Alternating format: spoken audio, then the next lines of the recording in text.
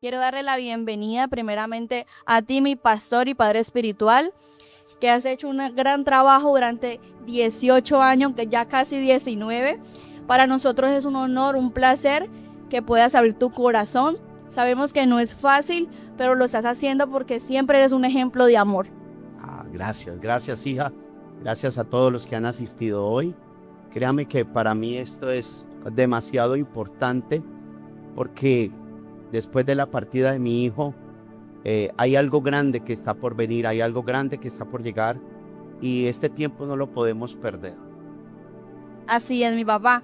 Y bueno, pues vamos a empezar con nuestro conversatorio.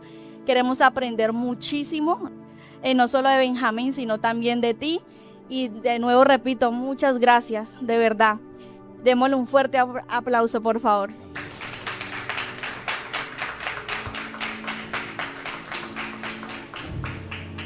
Bueno, Pa, para ti la primera pregunta es, ¿qué es un legado?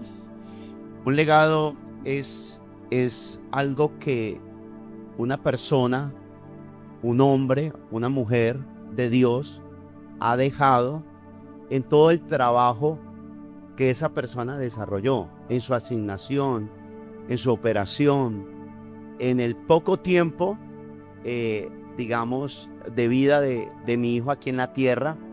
Yo pienso que mi hijo alcanzó a cumplir parte de eso y dejó algo, o sea, dejó algo que todavía lo recordamos, todavía nos impacta, es algo que ha dejado y que ha marcado en nuestro corazón. Entonces ese legado es lo que ahora queremos trabajar, de todo lo que Dios permitió que mi hijo pudiese haber dejado aún en la temprana edad que tuvo. Guau, Pa. Bueno, Pa, ¿y quién era Benjamín más allá de la situación por la que él estaba pasando? Benjamín era un niño muy tierno, siempre se catalogó por ser un niño muy tierno, demasiado cariñoso, amoroso. Benjamín, todos nuestros hijos, cada hijo es especial, ¿no? Ninguno va a ser igual. Y Benjamín fue ese niño que siempre estaba para dar, siempre buscaba a ver qué ayudar, qué abrazar, qué impartir. Y ese fue mi hijo Benjamín. Todos los que lo conocimos tuvimos la oportunidad de compartir y vivir con Benjamín muchas experiencias durante muchos años, y aún los que lo conocieron en poco tiempo sabemos que es verdad, que Benjamín se ganaba el corazón de cualquier persona. Así llevara poco tiempo en nuestra iglesia, se lo ganaba por completo, ¿verdad? Exacto, eso era verdad. Él no le importaba la clase, él no le importaba el extracto, él siempre buscaba era dar ese amor, dar sin esperar muchas veces que la gente fuera recíproca a él, pero él siempre lo hacía porque le gustaba dar ese amor, demostrar ese amor. Así es, Pa. ¿Y qué marcó su vida espiritual? O sea, ¿qué crees tú que eso fue como un boom para Benjamín durante todo ese proceso? Sí, eso fueron muchas marcas que han dejado en nuestro corazón, y sé que también lo ha dejado en la vida de mi esposa y en la vida de mi hijo, pero hay muchas cosas que nos han marcado, o sea, que van a quedar en nuestro corazón para siempre. Salomón decía: ponme como un sello en tu corazón, una marca, dice marca en tu brazo. Y era porque hay cosas en nuestras vidas que nos va a marcar para siempre. Y todo ese proceso que nosotros vivimos con él, todo ese proceso que nos tocó afrontar, a mí siempre me dejó una marca, y es la marca de esa fe que tuvo él hasta el último minuto. Sí, Pa. Y sabemos que Benjamín era un niño que superaba sus propias adversidades, ¿no? Que llegaba acá a servir y no le importaba el dolor. Incluso muchas veces, pues su líder y yo estuvimos presentes las veces que le preguntábamos: ¿estás bien? Y siempre decía que sí, solo para que lo dejaran ahí sentado. Exacto. O sea, él siempre tenía el pensamiento de que si él decía que estaba mal, no lo iban a poner a servir, que no lo iban a poner en lo que él más le gustaba. Así que él prefería decir: que estaba bien. Y muchas veces, casi el 90% de los domingos, que eran los días de reunión, siempre le pasaba algo, siempre le daba una crisis, siempre le daba mareo, siempre le daba la pálida, pero él como sea, se sentaba y esperaba que le pasara, respiraba, oraba en lenguas, y ya cuando le pasaba le decía, ahora sí, termíname de ayudar, papá, que nos vamos para la iglesia. Eso siempre fue lo que reflejó la vida de mi hijo. Ahora, en medio de esta pregunta, siempre recuerdo que fueron 3 cirugías, y de las 3 cirugías, la primera cirugía, que estuvimos casi 25 días en la clínica Valle de Lili, la Fundación Valle de Lili, 25 días. Cuando llegamos acá, tratamos de, digamos, por ser prudente, de no traerlo a la iglesia, de que alguien se quedara en casa, pero con él fue imposible, porque nos decía siempre que yo quiero ir a la iglesia. ¿Y por qué no me llevan a la iglesia si yo estoy bien? ¿Y por qué no me llevan a la iglesia si a mí no me pasa nada? Eso me impactó mucho el corazón, porque aún hasta a mi padre Hugo le conté y le decía que qué debía hacer al respecto. Y él me decía, no, tú no puedes dejar o permitir, si tu hijo quiere ir y si el niño quiere ir, llévalo y tenga cuidado allá en la iglesia, pero si él desea en su corazón hacerlo, de estar en la iglesia, estar sirviendo después de 25 días de estar operado, llévenlo. Entonces eso sí muy importante, porque eso marcó el corazón nuestro, y yo quiero que hoy marque el corazón de muchos de esta generación que se está levantando. Sí, y es que es demasiado sorprendente ver que se puede decir que casi siempre o siempre tuvo una actitud positiva.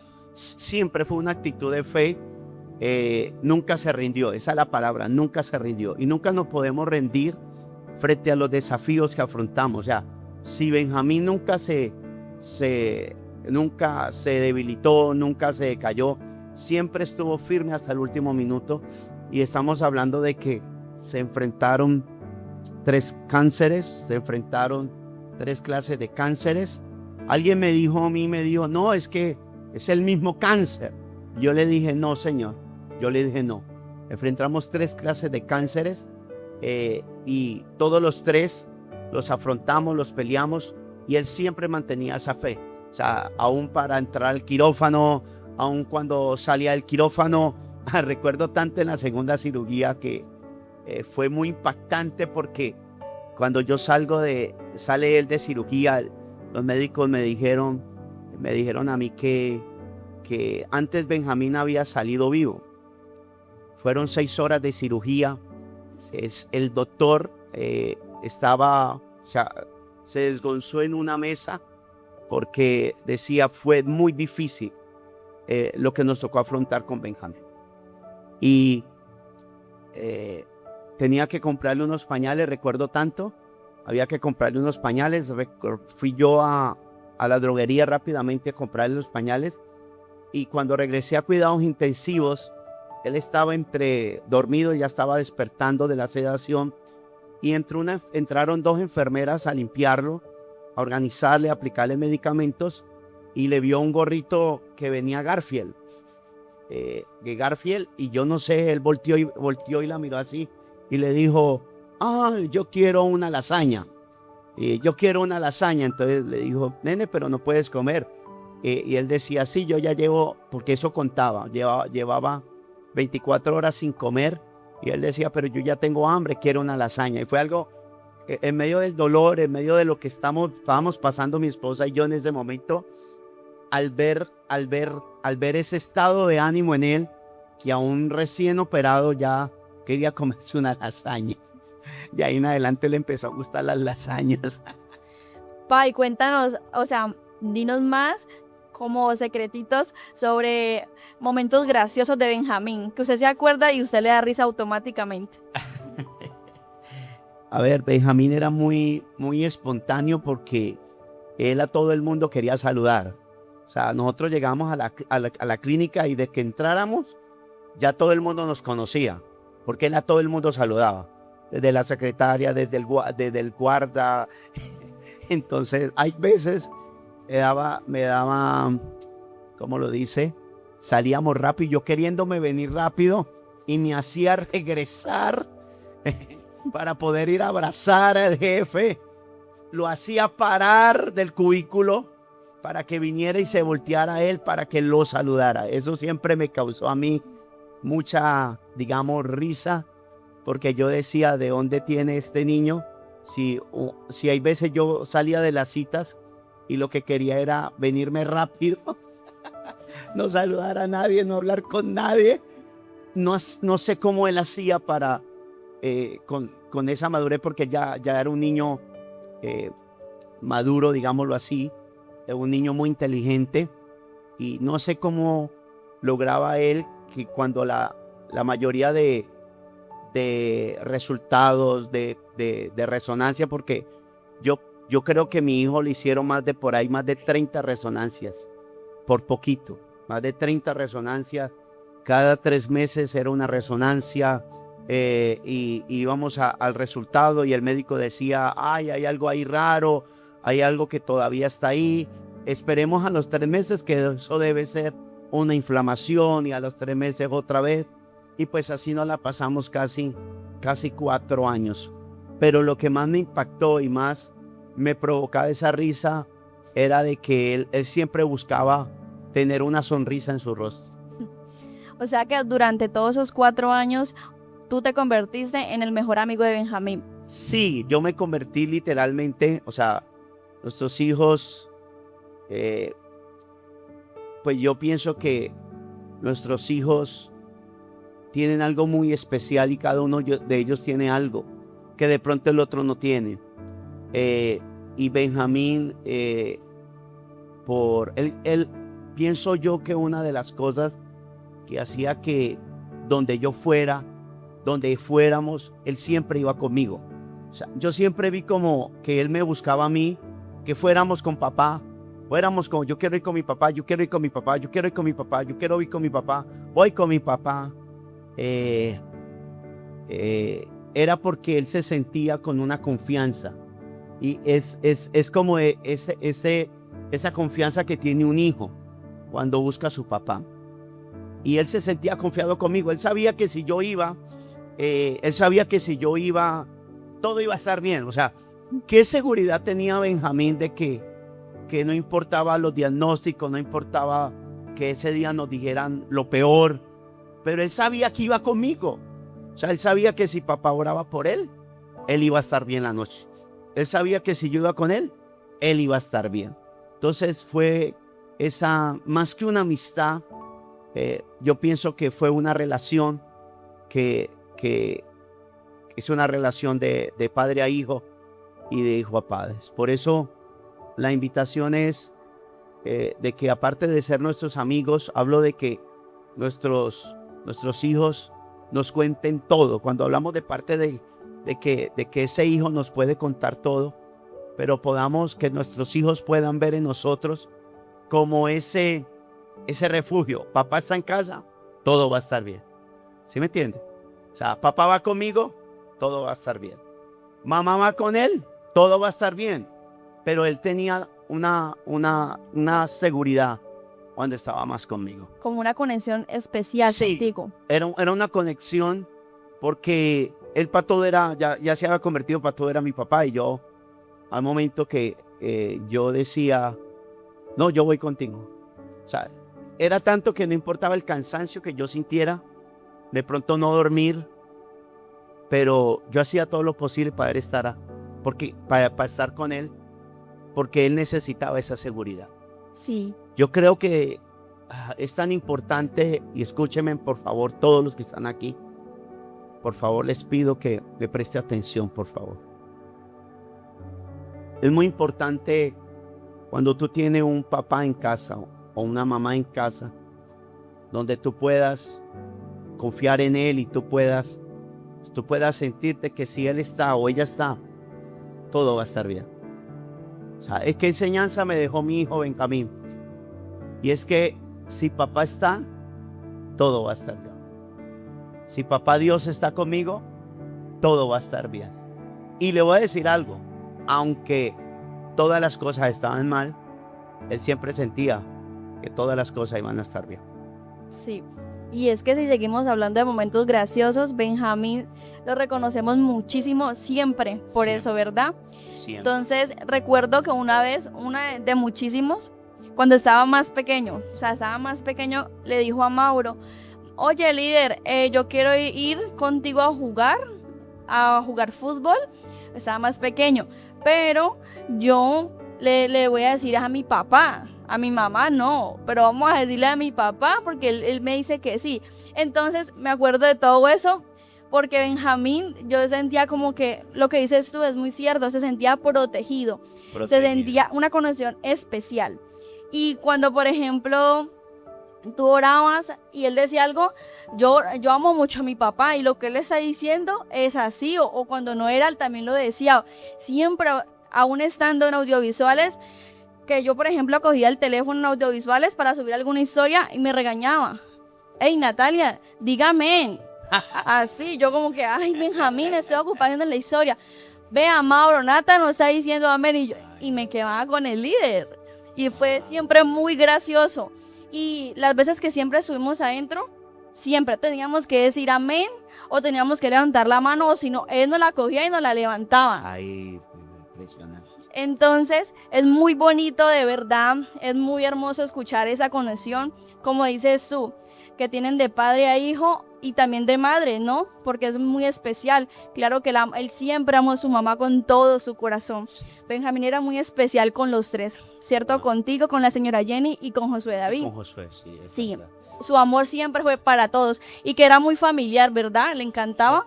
Josué siempre le decía a Josué, como se llevaban muchos años, iba y nos ponía queja y nos decía: Josué no quiere jugar conmigo. Josué no quiere jugar carritos conmigo. Y nos colocaba la queja. Entonces le decíamos: Josué, por favor, juegue con él. ¿Sí? Porque claro, lo que le gustaba hacer a Benjamín, pues ya al grande no le gustaba. ¿Sí? Pero siempre buscaba la forma de estar bien con todo. Siempre. No, yo lo recuerdo que le enseñamos tanto que él no duraba ni una hora molesto contigo. No, yo creo que por ahí 15 minutos. Y hay veces no sabíamos de pronto el dolor que podía sentir, o si le dolía la cabeza, si le dolía algo, porque nunca decía nada. Y hay veces tenía ciertas reacciones que nosotros lo asimilábamos entre la etapa de la adolescencia que estaba entrando, porque cuando un niño o una niña empieza a entrar a la etapa de la adolescencia, es donde empieza a tener ciertas actitudes del carácter. Y fue ahí donde mi esposa y yo, con mucha sabiduría, tratamos siempre de decirle que por encima de lo que él estuviera pasando, pero pues siempre debía mantener ese respeto. Y él sabía que cuando se equivocaba siempre iba y buscaba y decía: perdón, me equivoqué, perdón mamá, perdón papá. Yo pienso que eso es lo que debemos aprender.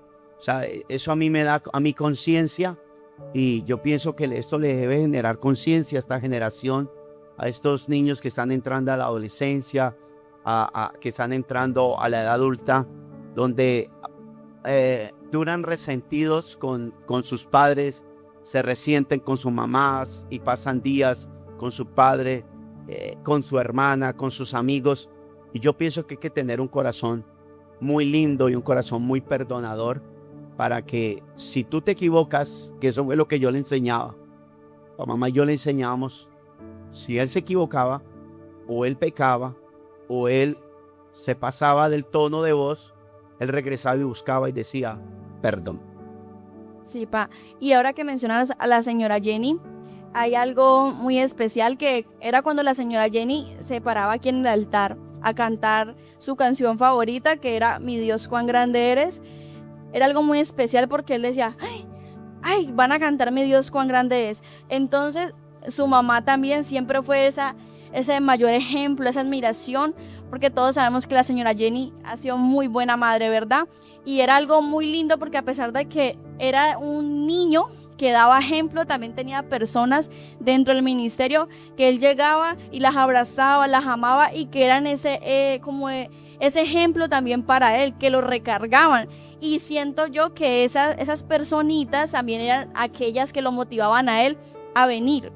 Entonces él, por ejemplo, cuando llegaba, siempre que preguntaba por Mauro, por Brian, y siempre fue muy una conexión también muy especial con ellos. Sí, yo quiero decir algo, y es que él en el colegio, ya sabían que él era hijo de un pastor, ¿no? Él nunca le dio pena.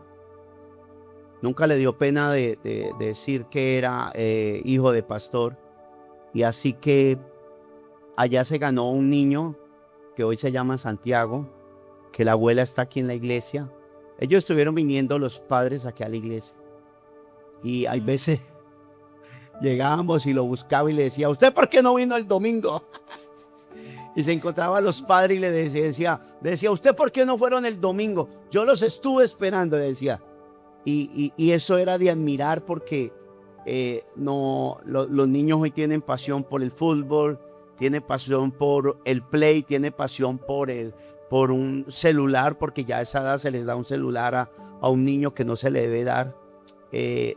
Pero él no usaba eso, sino que él usaba su boca para poder siempre hablar de Jesús.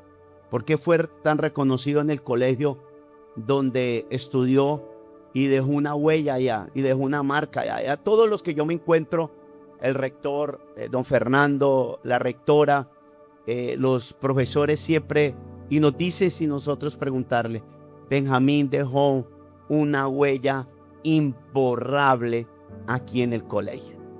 Entonces eso es de admirar. Eso es de admirar, porque no solamente tú estás hablando aquí en la iglesia de la forma como se comportaba, yo estoy hablando de afuera, porque yo pienso que no solamente el comportamiento debe ser aquí, sino también lo que nosotros hacemos afuera. Y ese era Benjamín. Era el mismo acá, era el mismo en casa y era el mismo en el colegio. Sí, y hay algo que dejó mucho en mi corazón, y era de que una vez yo le dije, ay no, tengo unos cólicos, y yo me senté en audiovisuales.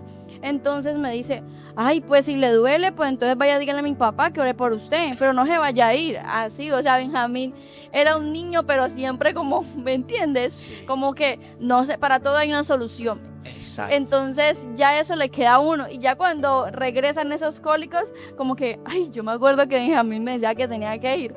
Y verdad, ha pasado el momento en que yo cojo y llego yo, si Benjamín estuviera allá, me estuviera regañando porque me estoy quejando por un cólico. Exacto, ese era él. Siempre llevó y le mostró a muchos que no importa el dolor de cabeza, el malestar. Miren, mi hijo fue operado 3 veces la cabeza. Si hay veces usted medio se golpea por aquí, ya a usted le duele la cabeza y usted dice, no soporto el dolor de cabeza.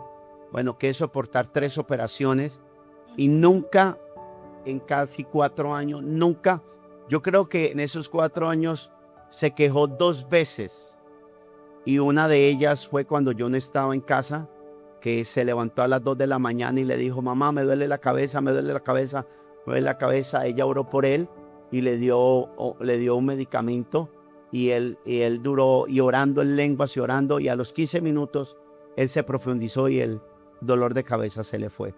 Y la otra fue ahorita en el mes de enero, porque ya en el mes de enero él se puso muy mal.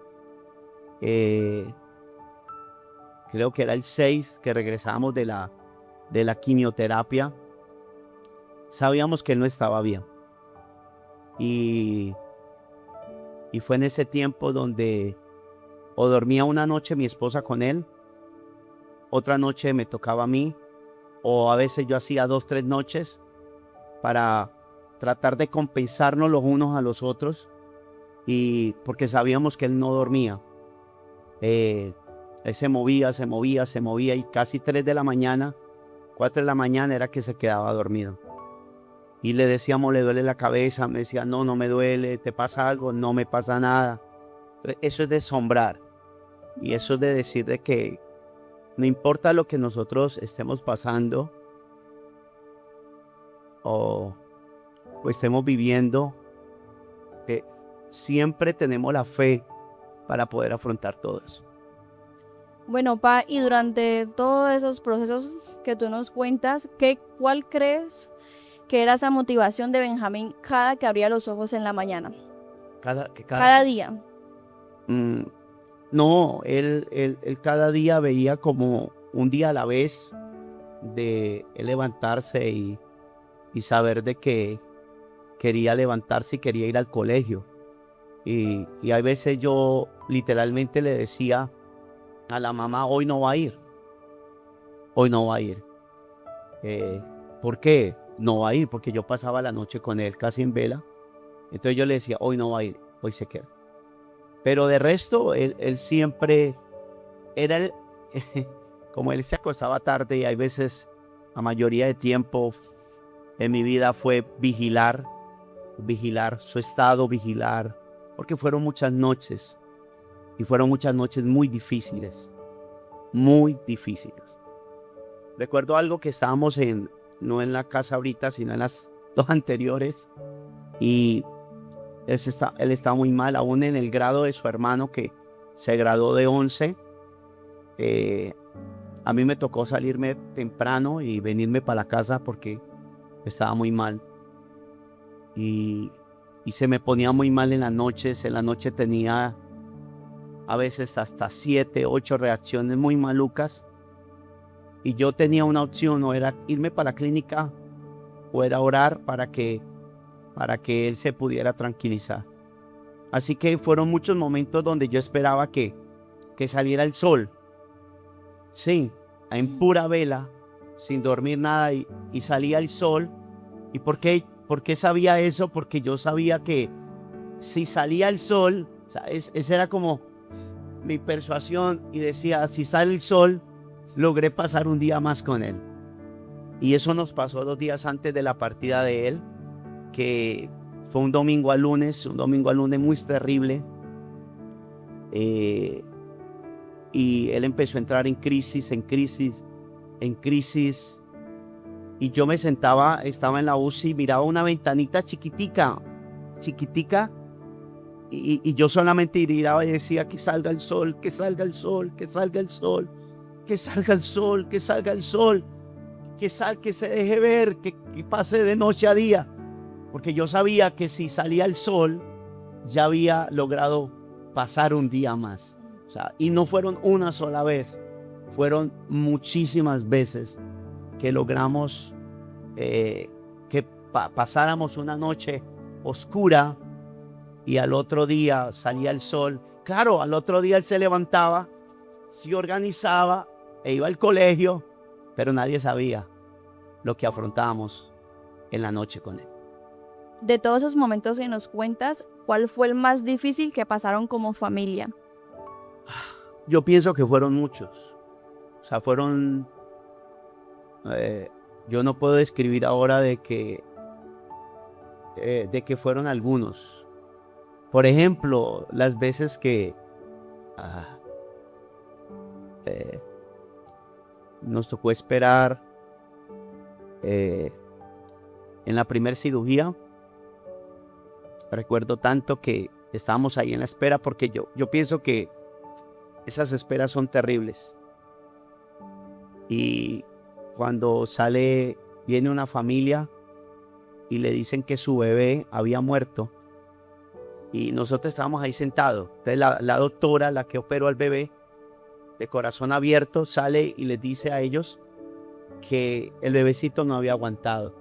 Entonces, claro, todo el mundo se pone a llorar, y empiezan a ver esas luchas, porque mi hijo ya estaba en el quirófano, y hasta llegó un momento que le dije a mi esposa, vámonos de aquí, pasémonos de aquí, porque sabemos que mi hijo no va a morir. Ya era casi iban a ser las 2 de la tarde, no habíamos comido nada, y yo fui a la cafetería, y cuando me recuerdo tanto que pedí un capuchino y un pan, jamón y queso para que mi esposa comiera algo. Escuché la voz que me dijo, él acaba de salir de cirugía y salió bien. Entonces yo cojo eso, salgo corriendo, y cuando yo salgo corriendo, mi esposa me dice, acaba de salir de cirugía y salió muy bien. Sí, otra de pronto, un momento tan duro fue el acercarse cuando se acercaba a su primer cirugía, que recuerdo tanto, que fue el 20 de marzo del 2022. Yo, imagínense tanto que yo tengo hasta las fechas, las tengo aquí. O sea, por eso siempre yo digo que son marcas y son cosas que te van a quedar para siempre. Cuando estábamos allí en hospitalización, un martes me dio por decirle a un familiar, ¿será que tú puedes cuidar de él para que mi esposa fuera a descansar? Yo me vine a predicar el miércoles a la iglesia y aquí oramos por él, clamamos por él, y como a las 10 de la noche me entra una llamada y era mi tía, el familiar, no quería decir el nombre, el familiar, y me dijo, el niño se puso mal. Y lo más tremendo era que ella no había llevado el celular, le tocó buscar un minuto prestado para poderme llamar. Pues imagínense cómo yo me puse y contarle luego a mi esposa y saber que no podíamos irnos porque estábamos pasándolo del COVID. ¿Alguien se acuerda lo del COVID? Estábamos pasándolo del COVID y solamente dejaban entrar cada 12 horas una persona. O sea, si nosotros fuéramos en ese momento, yo llegara a las 11 de la noche, no nos iban a dejar entrar, así no hasta las 7 de la mañana. ¿Qué nos tocó? Regresar a casa, pasar en vigilia y orar y comunicarnos con el celular de la otra persona hasta que nosotros llegamos a las 7 de la mañana. Esa semana fue terrible. Fue terrible porque cuando yo estuve ahí jueves, viernes, sábado, y de ahí no me moví. Hubo momentos donde yo sabía que la carga y la batalla era muy fuerte. La batalla no era fácil. Así que yo le decía a mi esposa, quédate en casa, yo me quedo con Benjamín. Y ella ya lo sabía. O sea, nunca hubo discordia, nunca hubo entre los dos de decir de que tú hiciste más, yo hice menos. No, sino en saber de que había batallas tan fuertes que sabía que como papá tenía que afrontarlas. Y algún llamado también para que entendamos los padres que nosotros tenemos que pelear esa batalla por nuestros hijos. Y aun cuando ellos se casen, siempre tenemos que orar por ellos. Sí. ¿Qué fue lo que pasó? Y de verdad fue muy difícil. Fueron dos acontecimientos. Uno, ver que todos los días entraban psicólogos, entraban cuidado paliativo y nos decían estas palabras. Yo no caía en cuenta, de verdad. En mi mente no pasaba nada malo. Y nos decían, bueno, si usted llega a necesitar psicólogo, necesitar a alguien, aquí vamos a tener todo el acompañamiento que ustedes necesitan por si el niño parte. Yo, ¿cómo así? Mi hijo no se va a morir. Y yo decía, pero mi hijo no se va a morir. ¿Por qué me dicen eso? Mi hijo no se va a morir. Y hay momentos donde nos permitían estar los dos con mi esposa y decíamos, pero ¿por qué nos están diciendo eso? Hasta que un día el niño jueves se para y dice, papá, quiero una hamburguesa de McDonald's. Yo estaba cerrado allá y yo dije, bueno, como sea yo consigo hamburguesa, ¿no? Así que en mis contactos los llamé y le dije, necesito que me haga un favor, ven y consígame una hamburguesa de McDonald's. El niño quiere una hamburguesa, yo te mando, te la pago. Y me la hizo llegar. Se comió solamente la mitad porque ahí le dio una crisis. Lo más curioso es que iba a cumplir 9 añitos. Y él me decía estas palabras, me decía, papá, me cogía de la mano y me decía, papá, ¿yo por qué me veo volando? ¿Por qué me veo encima? Y yo decía, ¿qué es lo que está pasando? Y era que el niño ya estaba teniendo esa, a ver cómo yo lo digo, de que él se iba, pero ahí estaba papá y mamá quebramos y creía que Él no se iba a ir. Eso es lo que yo veía, era como Dios, como que Él se iba y nosotros lo jalábamos. Y Es Él se como si quería... ustedes detuvieran a Dios, como que no, todavía no, Es- déjalo un ratico más. Exacto, o sea, pero sin nosotros saber, pues todo lo que nos iba a tocar enfrentar, y era como jalarlo. Y recuerdo que una de esas, estábamos aquí orando un martes, y mi esposa estaba colocando el culto allá de nuestro padre Hugo, y llegó un momento donde empezó a estornudar fuerte, y le dijo a la mamá, pásame un pañito. Y cuando le pasa un pañito, salen 3 larvas largas llenas de sangre, y no eran de pronto mocos o algo, y nosotros catalogamos que fue las raíces del tumor. Entonces fueron acontecimientos muy fuertes, muy duros, porque mi niño se podía haber ido a los 8 años. Aún recuerdo tanto de iba para Bucaramanga, iba al ministerio, no iba a pecar, no iba a hacer nada malo, iba al ministerio, me iba a montar al avión, y recibí la llamada de mi esposa de que el niño estaba convulsionando. Ese fue el primer golpe. ¡Pum! Llegar, no devolverme, sino quedarme y saber y tener la seguridad de que yo estaba sirviendo a Dios, y él iba a cuidar de Benjamín. Cuando yo regreso el sábado de regreso, el neurocirujano se sienta con mi esposa a las 7 de la mañana, 6:30, 7, y le dice, señora, siéntate. Siéntate, yo quiero decirte que el tumor está en una parte muy delicada. Y le dijo, yo no creo que su hijo aguante esa cirugía. Si llega a la cirugía, ellos nunca dicen que es milagro, ¿no? La ciencia médica, ellos nunca dicen que es un milagro. Yo estoy contando cosas, hija, no sé si las tenga allí en los apuntes, pero son cosas que yo jamás las he contado. Una que otra por ahí. No, y algo muy tremendo es que yo recuerdo muy bien ese día, cuando tú ibas, como dices, rumbo a Bucaramanga, ¿verdad? Que era una reunión de pastores y tú debías estar allá. ¿Qué es lo que sucede? Para nosotros los que estuvimos aquí ese día de servicio, si no estoy mal, fue un miércoles. Fue un miércoles. Entonces, tú estabas allá, ¿cierto? Por medio de un teléfono, vía telefónica, tú estabas como al tanto de la situación. Pero nosotros estábamos acá. ¿Y qué fue lo más sorprendente? Que yo creo que nosotros, las personas más allegadas a ustedes como familia pastoral, ver llegar a nuestra pastora. Yo recuerdo mucho que yo estaba en la primera hilera, cuando yo de repente, todos creíamos que iba a predicar Betty. Cuando de repente ella se va subiendo, pide micrófono, yo, Espíritu Santo, y yo veo a esa mujer cómo empieza a predicar, y eso fue algo que, wow, y yo estoy súper segura que no solamente me pasó a mí, sino que nos pasó a todos los que estábamos en este lugar. Cabe recalcar que era algo que se estaba manejando de manera muy discreta. Correcto. Pero nosotros sabíamos que algo sucedía. Adicional a eso, ella predicó como si hubiera miles de personas en este lugar. Y honestamente, yo ni siquiera supe de qué predicó. Yo solo la miraba ahí sentada y yo decía, ¿cómo lo hace? O sea, ¿cómo es capaz? Mi mente estaba en eso, Dios mío, o sea, ¿cómo lo hace? Entonces sabemos que nuestra pastora, la señora Jenny, siempre ha sido un gran referente también para Correcto. Todas nosotras. Correcto.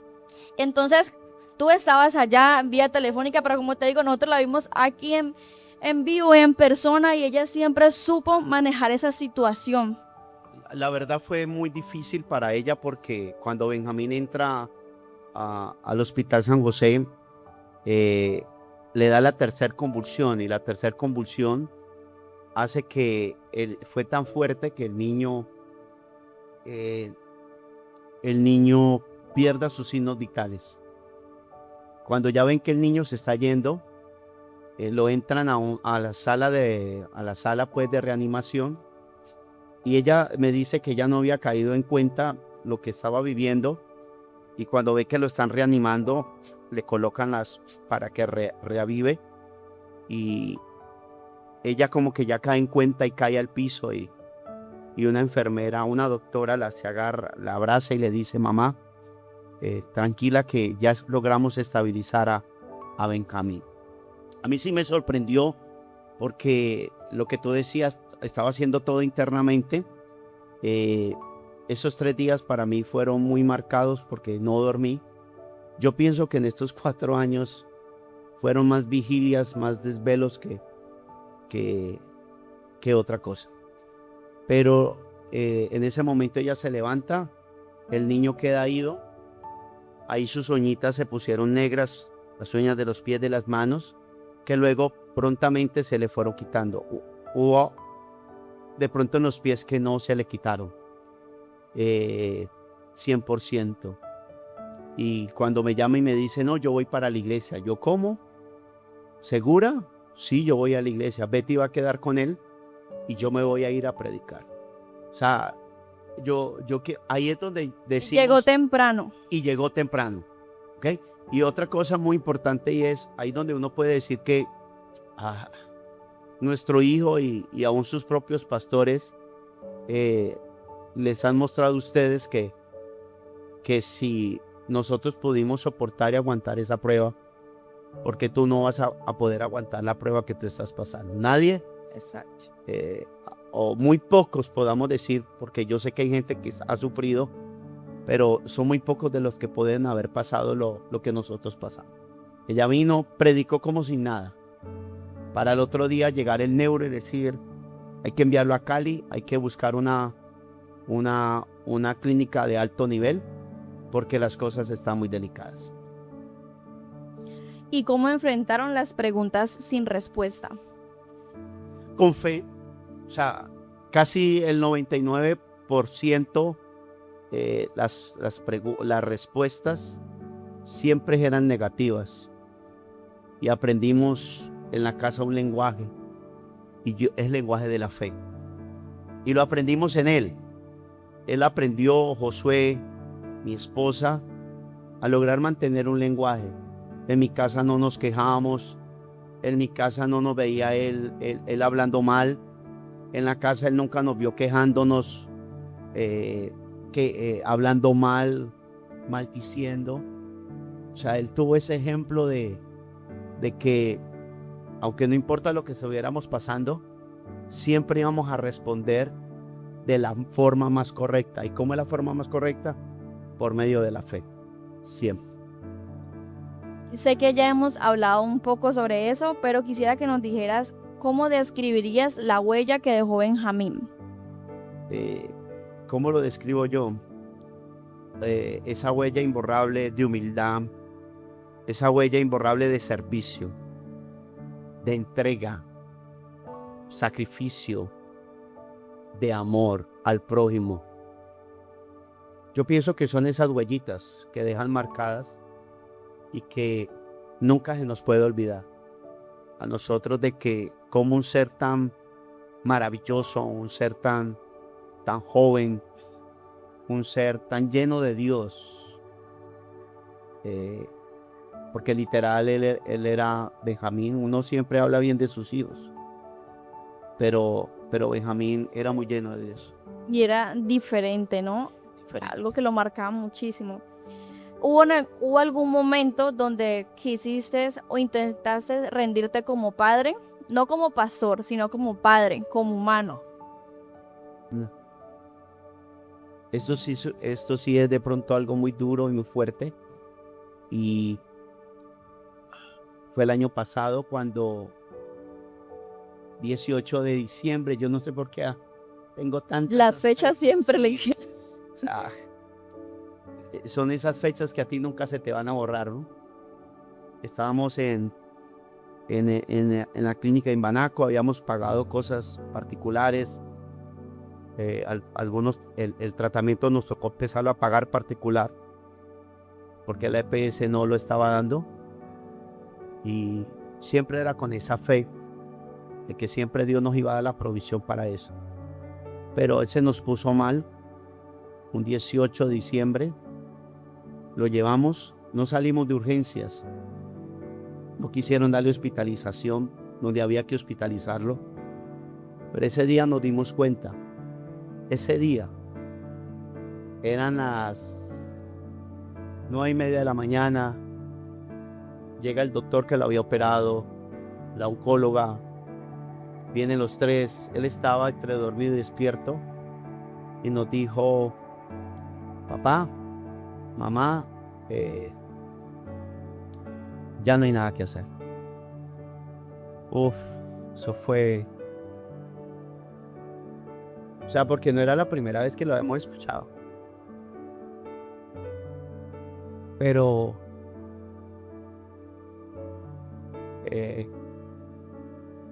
sabíamos que ya habíamos ganado mucho terreno. Cuando vino mi papá hubo aquí el 23 de abril, que estaba de cumpleaños.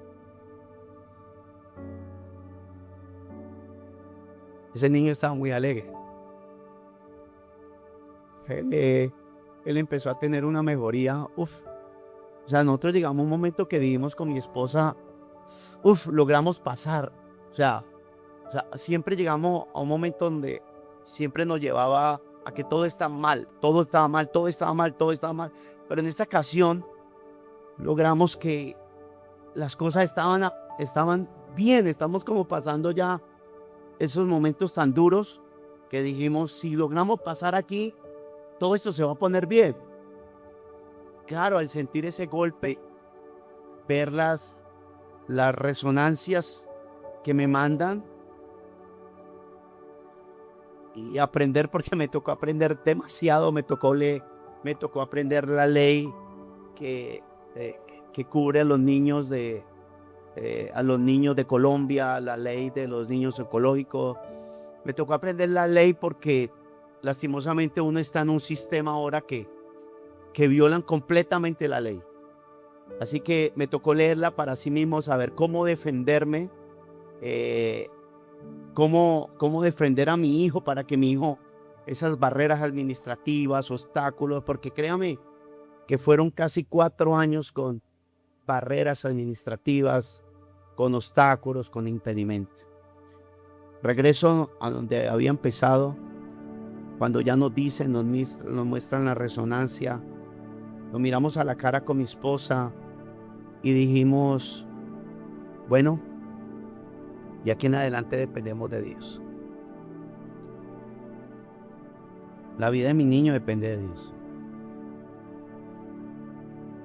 Habíamos hecho de todo.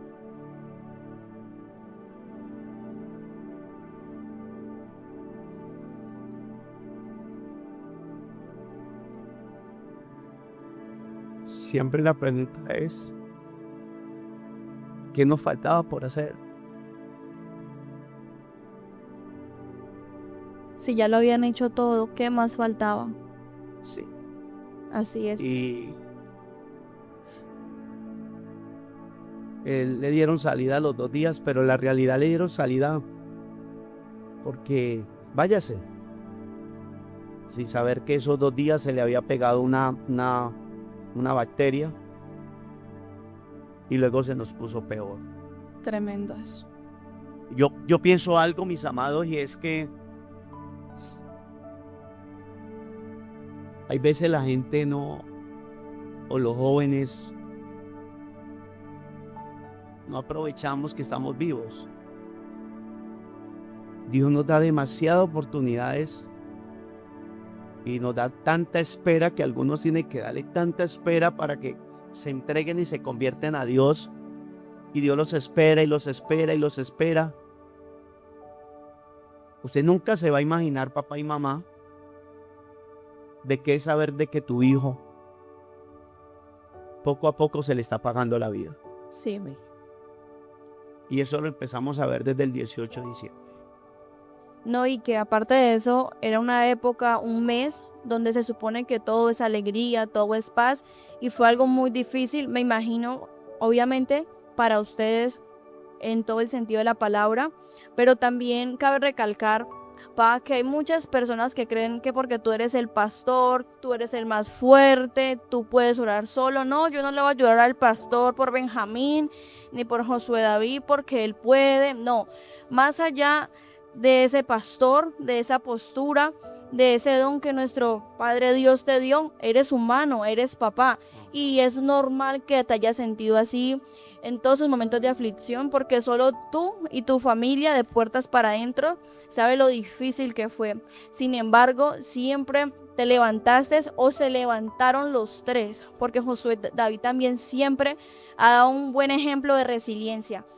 Y eso que tú decías va muy de la mano con la siguiente pregunta, porque dice, si Benjamín era un gran ejemplo de amor, de pasión y de resiliencia por la casa de Dios, ¿por qué crees que aún existen personas jóvenes que saben que tienen un don?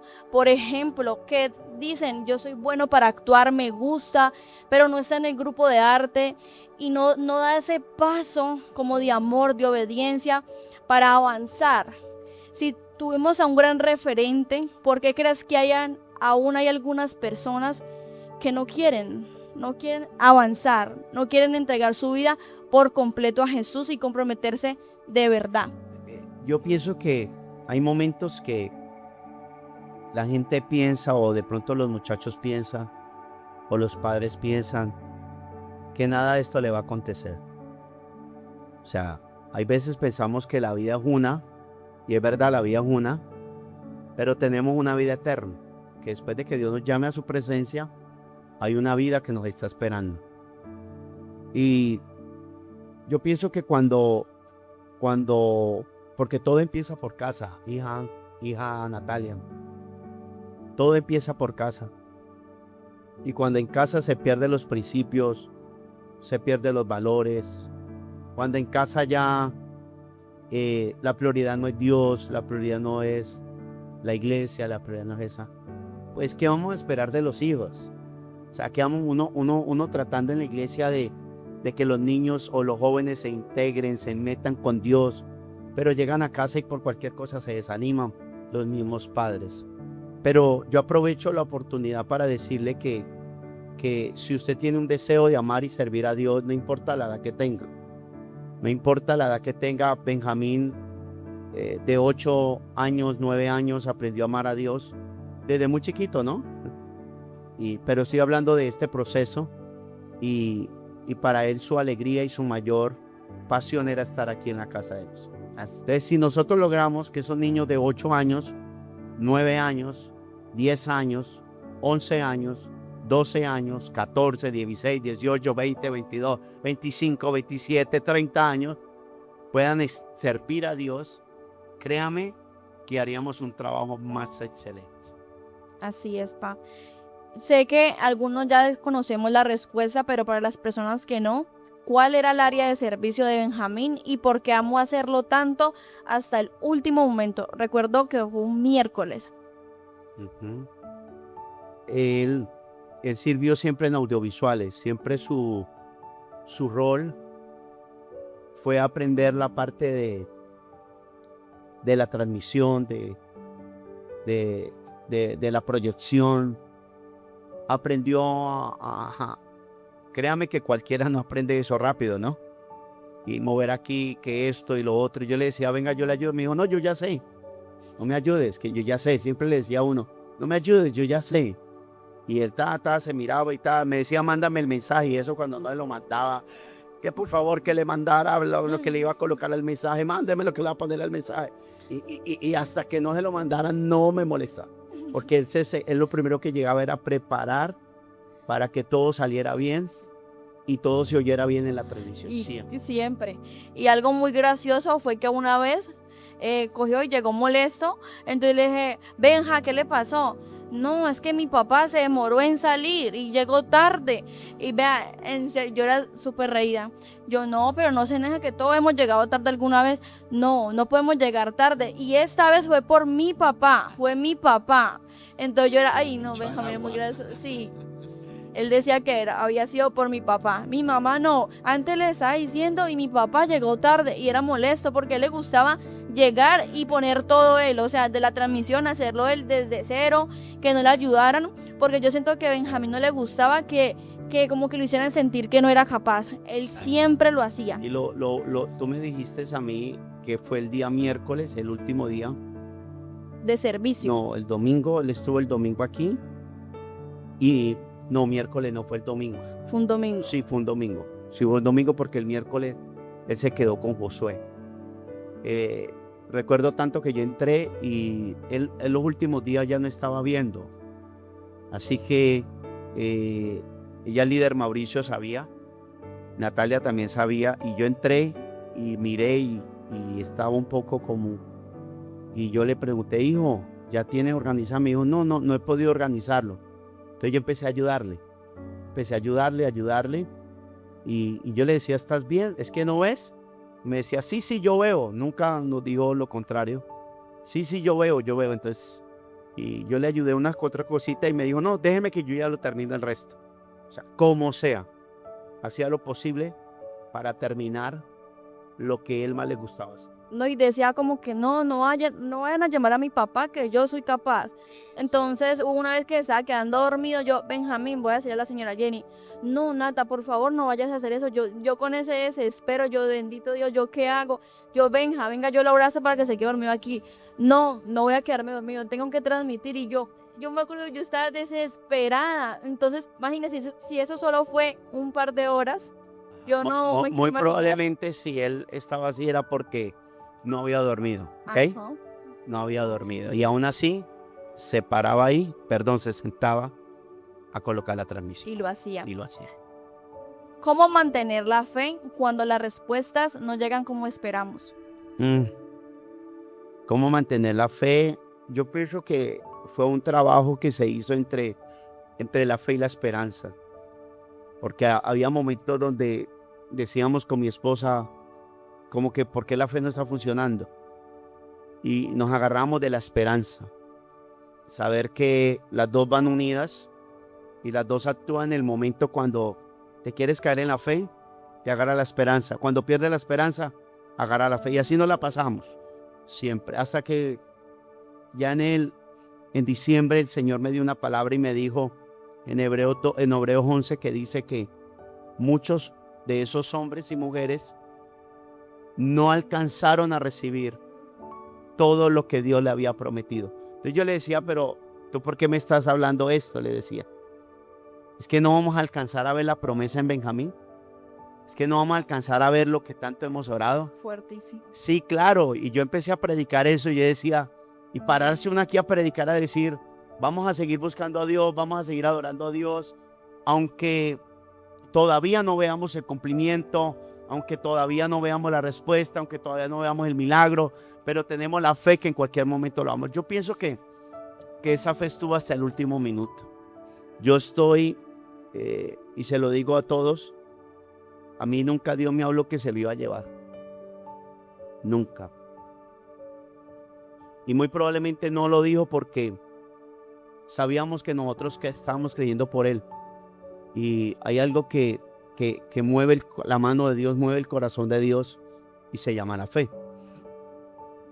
Yo sabía que Él iba a llegar. Yo sabía que Él iba a venir. O sea, yo sabía, Él no iba a venir en la mañana en los últimos días. Ustedes alcanzaron a estar creo que ustedes fueron un jueves, ¿cierto? Con tu esposo fueron en la moto a verlo. Ese día estaba contento porque sabíamos cuando Él estaba despierto ya no hablaba, no abría los ojos. Pero cuando llegaba alguien especial que Él amaba mucho, Él hacía todo para mostrar de que Balbuceaba. Exacto, de que él sí escuchaba. Y yo siempre decía, Él va a venir, Jesús va a venir. Yo lo voy a esperar, no sé, de pronto fue mi fe loca, mi fe, ¿qué puedo decirle yo? Fue una fe de imposibilidad, fue una fe de creer hasta el último minuto de que Jesús iba o a entrar por esa puerta, iba a tocar a mi hijo, le iba a tocar su cabeza y lo iba a sanar y lo iba a regresar a vida. Ese siempre fue nuestra fe. Sí. Ya cuando lo vimos agonizar, ya ahí empezamos a orarle a Dios y decirle aún hasta Él, hijo, yo pienso que eso fue lo más duro. Si tú ves a Jesús, vete con Él. O sea, nosotros no podíamos ser egoístas. creíamos y creímos hasta el último minuto. Y vuelvo y le digo, para muchos podrán decir, no, es que no lo estaba dejando ir, es que no querías que se fuera. No, pues dígame quién no. Oiga, pues qué papá, o sea, oiga, o sea, yo no creo que haya algún papá que Señor, llévate a mi hijo. O sea, yo no creo. Era pues, ilógico, sí. no, o sea, es algo que yo creía hasta el último minuto, Sí. por eso. No, y adicional a eso, como te dije anteriormente, los que conocíamos a Benjamín sabemos que desde niño siempre que tenía un sueño con Jesús, él venía y lo contaba dentro de su inocencia. Entonces siento que fue de valientes y de verdad admirar. Y considero que la persona que sea capaz de decir no lo dejaban ir, oro para que nunca en la vida le suceda, porque todo lo que nos has contado, créeme que yo sigo admirando esa valentía tan solo de tenerte ahí sentado. Entonces, quiero saber qué cambió en tu vida después de la partida de Benjamín. No, yo pienso que cambió todo. Todo, todo, todo. Todo. Yo creo que hasta la vida de oración cambió. Y cambió todas las cosas en casa. Cambió todo. Yo pienso que los mejores mensajes lo que Dios me ha dado ha sido este tiempo. Ha sido en este tiempo tan duro, tan difícil.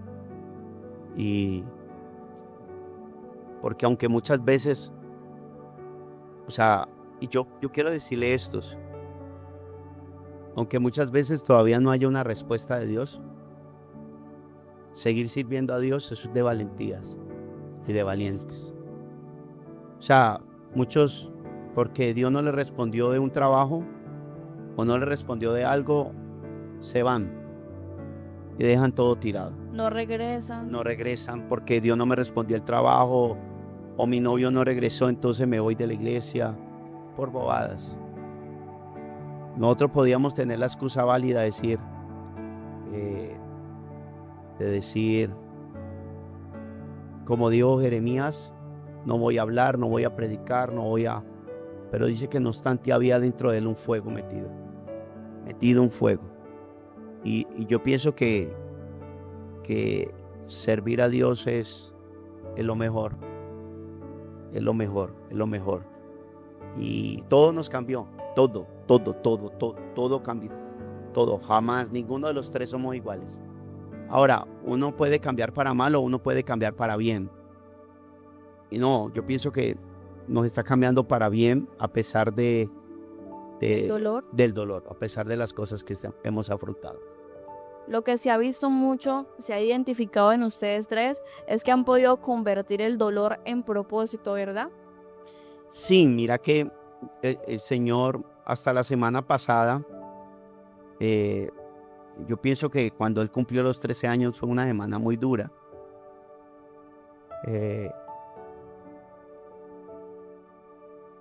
Pero pasó la semana y empecé a escuchar un gran hombre de Dios, a Papá Nahum, pero escuché un hombre de Dios que se llama David Wilkinson.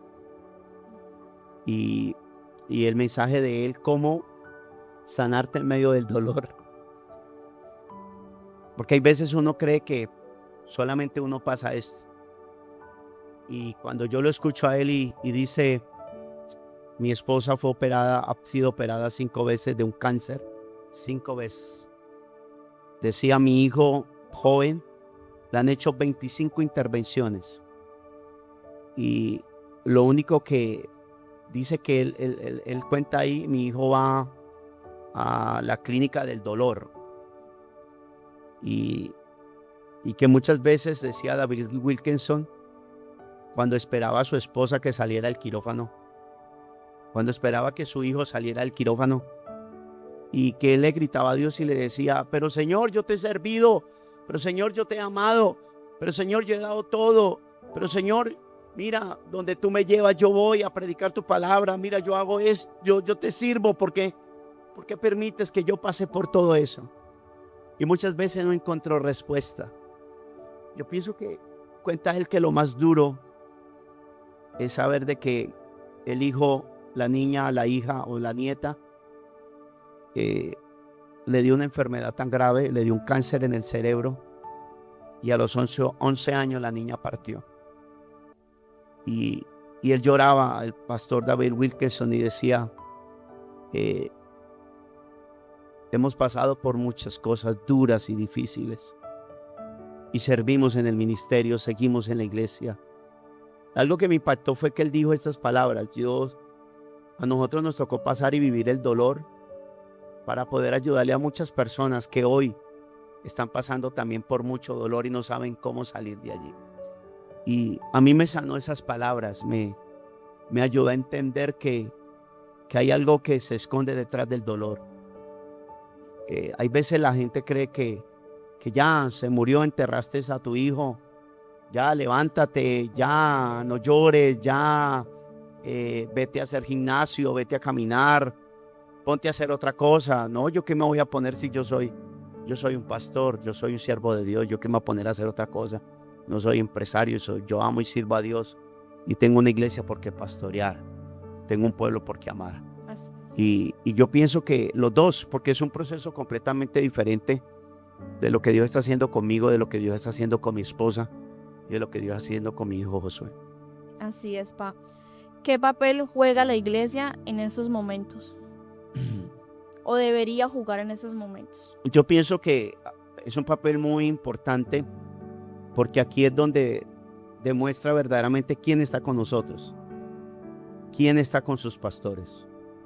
Tú te vas a dar cuenta quién está contigo, no porque las cosas están bien, ¿no? Sino la realidad es porque la gente está contigo aún en los momentos más duros. Y yo pienso que es el tiempo de aprender a valorar ciertas personas que aún en los momentos duros han estado con nosotros. Y yo le doy gracias a Dios porque yo he visto una iglesia, he visto unos hijos que se duelen con nosotros, están con nosotros. Sí, porque quizás se han ido unos, pero han permanecido otros. Y eso es lo importante, ¿verdad? Como dices tú, en los momentos difíciles es donde nos damos cuenta quiénes realmente están con nosotros. Sí, así es. ¿Cómo podemos honrar la memoria de Benjamín? Yo pienso que la mejor honra que podemos hacer es poder seguir su pasión, poder seguir su ejemplo, su admiración, sus pinturas. Cada pintura, yo sé que no me las he hecho, pero yo vi a Benjamín cuando se empezó a pintar desde el principio y ver cómo logró perfeccionarse, también con la ayuda de un profesor y la ayuda de mi hijo Brian, que le ayudó. Y la realidad, él amaba pintar. Y su final y su fin era siempre pintar algo de Jesús. Siempre, su memoria, su mente, sus pensamientos. O sea, él tenía tanto a Jesús que donde lo veía a Jesús, donde caminaba con Jesús, donde pintaba a Jesús. Yo pienso que eso es algo que nos debe admirar y nos debe poder seguir, poder honrarlo. La mejor honra es usted estar aquí en los cultos de jóvenes. La mejor honra es usted llegar temprano. La mejor honra es usted aprender a amar y a servir a Dios con todo el corazón. Sí, porque eso es lo que él haría y creo que pienso igual que tú. Lo que él quiere en ese momento es que aquí estemos. Y como en repetidas ocasiones lo has dicho desde el púlpito, Benjamín quiere que no te dejemos solo, que sigamos acá contigo. Exacto. Y esa es nuestra tarea y nuestra labor de aquí en adelante, seguir siendo fieles, ¿verdad? ¿Qué mensaje le darías a los padres? Yo pienso que, y justamente lo hablaba en los bautizos, y hemos perdido, y escúcheme bien, hemos perdido el mover del Espíritu Santo, o hemos perdido la pasión de muchos jóvenes, porque los padres tienen mucha responsabilidad. Yo creo que un padre te puede levantar y te puede infundir las cosas de Dios, o te saca completamente de las cosas de Dios. Yo he visto a la iglesia llegar niños, y muchos de los que están aquí han sido niños, que llegaron a la iglesia, pero que después de una etapa de la adolescencia y empezaron a crecer, no tuvieron esa fortaleza de unos padres poderlos seguir guiando en el camino del Señor, sino que, bueno, no quiere ir, bueno, no, entonces no vaya. Pero sí puede ir al fútbol, sí puede ir a natación, sí puede ir a piscina, sí puede hacer de todo, pero las cosas de Dios nos volvimos como permisivos, o al llegar a un punto de decir, es que yo no obligo a mi hijo. No, es que no obligamos a nuestros hijos. Yo pienso que nuestros hijos, mientras estén en casa, ellos van a seguir nuestro ejemplo. Y mientras ellos estén en casa, ellos van a saber que ellos comen, ellos tienen su cuarto aparte, ellos viven bien, van a su colegio, y lo mínimo que pueden hacer a ellos es buscar a Dios. Sí. Eso lo hemos perdido. Hemos sido muy permisivos. La verdad, hemos sido demasiado permisivos, y es la razón por la cual ya los jovencitos prefieren estar en el mundo que estar en las cosas del Señor.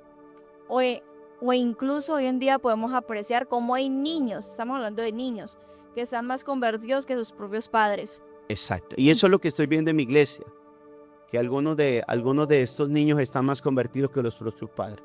Pero esa es la meta, de poder trabajar con cada niño, con cada joven, cada adolescente. O sea, hay algo que yo quiero que entienda usted, y es que con la partida de mi hijo a la pronta edad, no va a haber ninguna excusa para poder trabajar con un niño de 8 años, 9 años, 10 años, 11 años, 12 años, 14, 16, 20, 25 años. Hay mucho trabajo por hacer. Muchas personas suelen decir, yo creo en Dios, yo amo a Dios, es que Dios es todo. Cuando están en los tiempos buenos, o sea, Dios por aquí, Dios es maravilloso, voy a la iglesia, una cosa y la otra. Pero como mencionabas tú, cuando viene lo malo, ya no vuelvo a la iglesia, ¿verdad? Pero entonces tú, como padre espiritual, ¿para ti qué es creer en Dios realmente? Creer en Dios es sostenerte aún en medio de lo que tú puedes estar pasando, o en los peores momentos. Es estar allí, amando a Dios, sirviendo a Dios, buscando a Dios, pase lo que pase. Lo que pase. Sea bueno, o en algunas ocasiones no tan buenos. Pero seguimos adelante, buscando y sirviendo a Dios. Sí. Y estoy... Sabemos que cada persona pasa por sus cosas, pero la idea es seguir adelante. Amén. Así es. Me gustaría que describieras los 12 años de vida de Benjamín en una sola palabra. Amor. Era un niño de mucho amor. Era un niño de mucha pasión. Amaba servir a Dios, pero también quiso llegar a ser un nadadista profesional. Y lo empezamos a llevar a natación, y era excelente. Y ahí fue cuando se golpeó con otro niño de frente, la cabeza. Y fueron 2 veces, y llegó con dolor de cabeza, y a la semana siguiente volvió y se golpeó. Pero pues si no hubiese sido que se hubiese golpeado, pues hubiese sido luego fatal, aunque el proceso fue muy largo. Pero él amaba servir a Dios, su pasión y su entrega para Dios. Yo quiero pedirle que hay otras preguntas más, pero vamos a dividirlas para otro tiempo. No lo haremos dentro de 15 días, no lo vamos a hacer. Ya luego pues tú organizas esto. La idea es volver a tener otra para poder compartir otras cosas que de pronto no se pudo hablar. Sí. Ya para finalizar, ya esta era la última realmente, y era que no hay necesidad de preguntarte cuál era el legado de Benjamín, porque creo que ya se respondió sola la pregunta desde el primer momento que empezaste a decir. Queremos darte las gracias, de verdad, muchas gracias nuevamente por haber contado un poco de la gran historia que tuvo Benjamín, que hubo detrás de esos 12 años de vida. Tan solo siendo un niño, nos enseñó muchísimo, no solamente a ti como familia o como padre, sino a todos. Y como se ha dicho, viene una gran cosecha de Benjamines, y todo aquel que se aferre a esa palabra que tú has lanzado desde el púlpito. Yo sé que van a empezar a verse propósitos despertar. Muchas gracias, te amamos Claro que y sí. te admiramos completamente y te respetamos Muchas gracias. por ser la persona que eres y lo que te has convertido después de lo de Benjamín. Eres muy valiente. Gracias, sí. Gracias a todos. Les amamos.